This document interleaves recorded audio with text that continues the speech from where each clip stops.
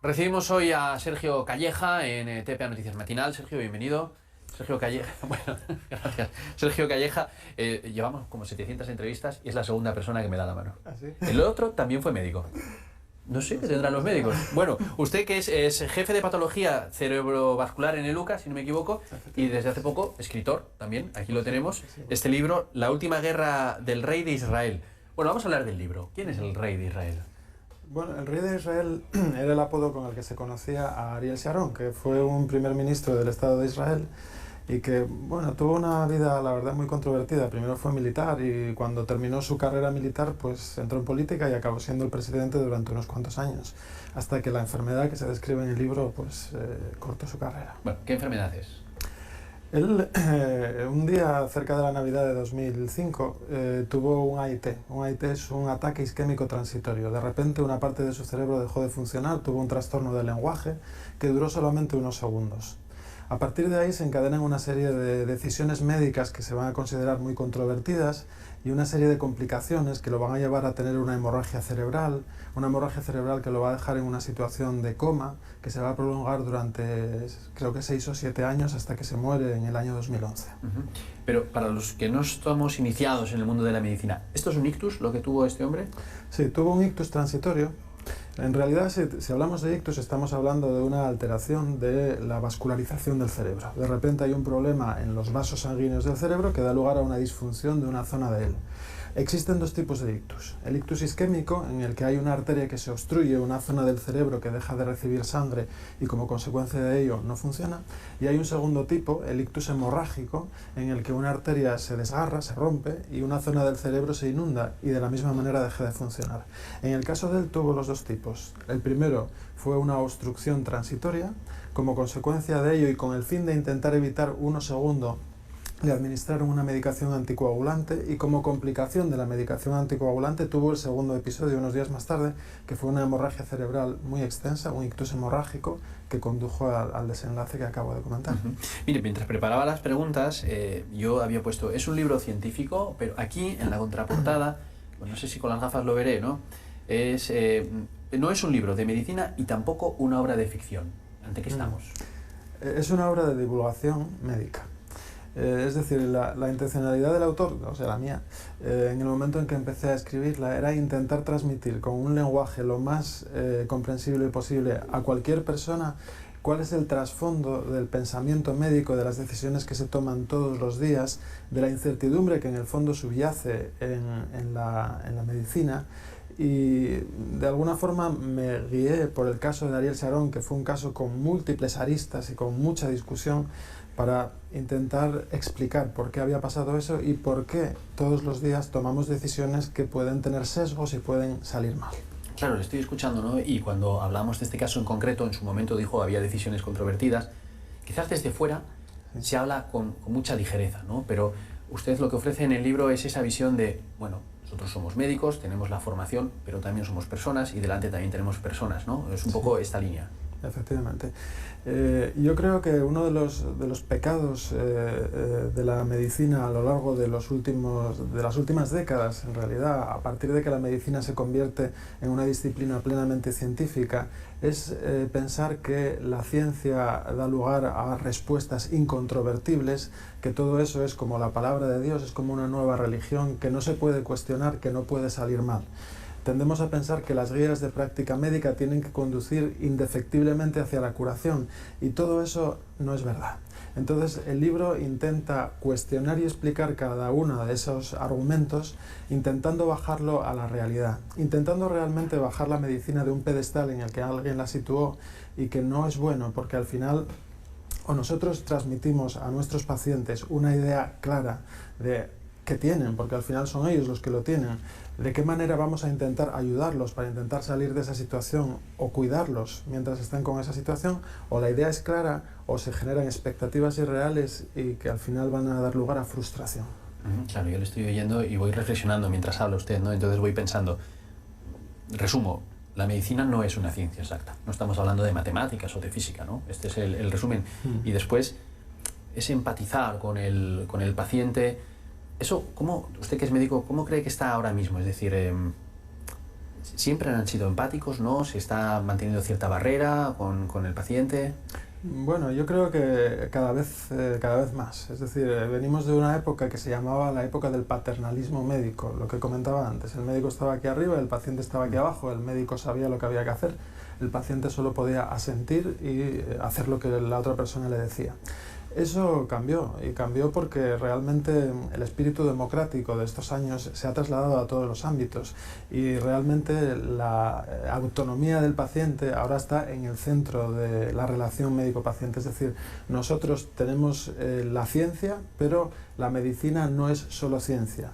El paciente no es solamente un constructo biológico o químico, sino que es una persona con una biología, efectivamente, pero con una psicología, con un entorno social, con una situación en la comunidad, y todo eso influye de manera decisiva en cómo se manifiesta en él la enfermedad y de qué manera podemos ayudarlo a superarla. Hay un aforismo que dice que no hay enfermedades sino enfermos, y yo creo que eso es clave, que lo tengamos siempre en cuenta. La enfermedad, tal como se describe en los textos médicos, es así, pero se manifiesta de una manera distinta en cada persona, y por eso los tratamientos no son eficaces de manera universal en todos, depende de muchos factores. Claro, y mire, yo sigo reflexionando, a lo mejor no sé si viene al hilo con el libro, pero me parece también interesante. Y en los últimos tiempos, ¿cómo ha evolucionado esto? Me refiero, porque pasa a veces que vienen pacientes sobreinformados o desinformados incluso a través de internet, hacemos tic-tic y tenemos toda la información, a veces mala incluso, sobre ciertas enfermedades. Eso pasa mucho, sí. O sea, el hecho de que tenemos un síntoma y ¿qué hacemos? Lo introducimos en el buscador de Google y vemos lo que sale. Y suele salir cáncer o lupus o algo terrible. Entonces, esto genera mucha ansiedad en la gente, porque la mayor parte de la población no tiene una preparación que le permite integrar esos síntomas o esa información en un esquema que le permita interpretarlo de manera adecuada y llegar a donde nosotros podemos llegar. Entonces, yo creo que la información es buena en el sentido de que muchas veces pues llega a desvelar síntomas a los que, por ejemplo, el paciente no había dado ninguna importancia, pero hay que tamizarla por la experiencia de alguien que haya visto muchos casos, es decir, por la experiencia del médico. En ese sentido, la información está bien, pero no exclusivamente, hay que saber cómo manejarla. Sobre los ictus, ¿ha evolucionado mucho el tratamiento de los ictus y su detección en los últimos tiempos o no? Ha evolucionado mucho, sí. Yo empecé, entiendo que a mejor. Para mejor, sí. Yo empecé en el hospital en el año 97 y en aquel momento el abordaje de los ictus era lo que se llamaba el nihilismo terapéutico, es decir, no había nada que hacer.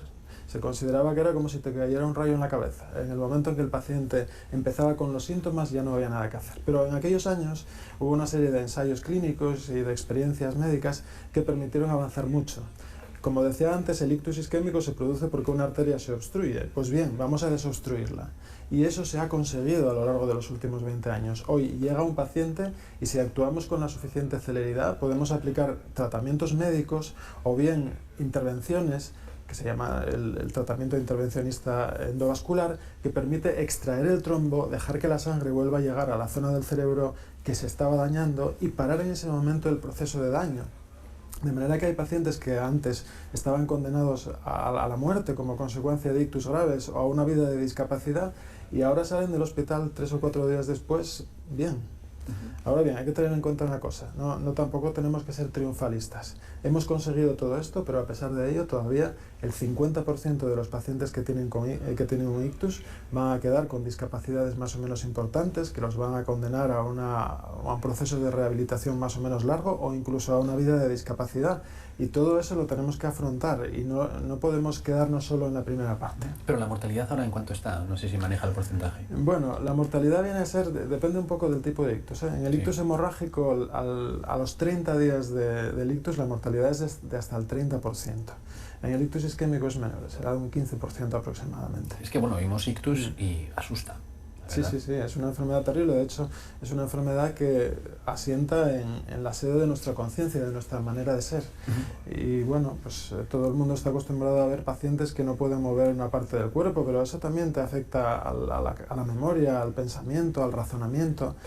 Es una enfermedad muy grave. Sí. Mire, un libro de divulgación médica. ¿Entonces está destinado para los médicos o hay pacientes que puedan leerlo para sentirse igual más reconfortados? Mi intención era que lo pudiera leer cualquiera. Sin embargo, estoy viendo por la respuesta que está teniendo que los sanitarios lo están leyendo y les gusta mucho, porque ven reproducidos en los diferentes capítulos los problemas a los que se tienen que enfrentar todos los días. Hay una resonancia en ellos de los sentimientos que el propio autor proyecta. Pero hay muchísima gente que, sin ser sanitarios y sin tener una formación específica, también me está diciendo que les resulta sencillo y que les resulta ágil de leer. O sea que yo creo que lo puede leer cualquiera. Mire, yo tengo aquí apuntado, si se actúa con celeridad se puede tratar de una manera mejor, ¿no? Pero para actuar con celeridad, yo creo que ahí entra las personas, ¿no? ¿En qué tenemos que fijarnos para saber que tenemos que acudir al hospital? Bueno, el ictus puede dar lugar a cualquier tipo de disfunción cerebral y eso se puede manifestar en cualquier alteración en la conducta o en el movimiento del paciente. Si tuviéramos que dejar aquí 3 síntomas que pudieran ser claves y que cualquiera puede ver y permite identificar la mayor parte de los ictus, serían estos. En primer lugar, si una persona de repente está hablando, como yo ahora, y deja de hablar o no puede elaborar un discurso adecuado, o confunde una palabra con otra, una sílaba con otra, ese es el primer síntoma que hay que tener en cuenta.